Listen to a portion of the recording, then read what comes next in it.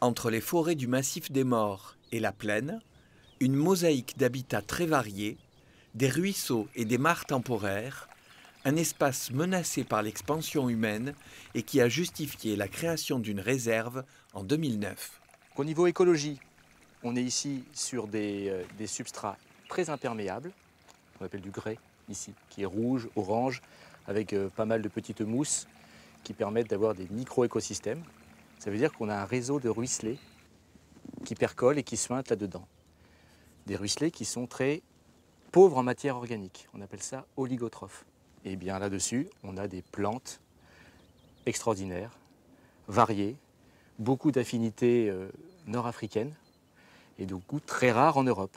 Alors en faune, c'est pas compliqué, on est à plus de 180, puisque beaucoup d'oiseaux sont protégés, comme l'alouette lulu qu'on entend ici, ou l'engoulevent. Il y a beaucoup de chauves-souris aussi qui sont très particulières, sur ces milieux un peu secs, des chauves-souris méditerranéennes, les tortues d'Hermann, les reptiles. Et en flore, là, nous avons vraiment quelque chose de sublime, puisqu'on a une des réserves naturelles nationales les plus riches en termes de quantité de fleurs protégées.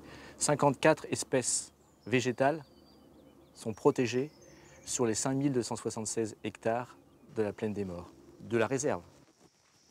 Il y a des réserves naturelles nationales qui se créent pour protéger 1 à 2 espèces classées en protection nationale. Et pour la plupart d'entre elles, notamment au niveau animal, mais aussi pour certaines espèces végétales, on a un niveau de responsabilité internationale, notamment pour la tortue d'Hermann, mais pas que. La tortue d'Hermann, c'est un peu l'emblème, le porte-drapeau du cortège de faune et de flore de la réserve. Il faut savoir que la tortue d'Hermann, quelque part, c'est le même niveau de protection que les lions, que les ours polaires, que les baleines. Alors c'est vrai qu'à certains endroits, ils sont chassables, mais c'est le même niveau de protection que les grands singes qui sont actuellement menacés. Même niveau de menace, même niveau de protection. Donc il faut qu'on soit en capacité d'assumer nos responsabilités de préservation de la biodiversité et donc de mettre en place les outils nécessaires.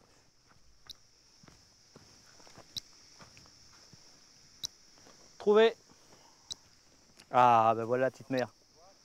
Ça a l'air d'être une petite femelle. Allez, viens ma belle. Hop. Voilà. Pose-toi là. Alors la tortue, on l'a trouvée facilement grâce à l'émetteur radio qui est positionné sur sa carapace, avec l'antenne que l'on peut voir là, qui émet une fréquence très particulière, qui me permet de la retrouver grâce à l'antenne. Hier, certaines tortues finissaient broyées dans les engins de débroussaillage le long des pistes DFCI, Défense des forêts contre les incendies.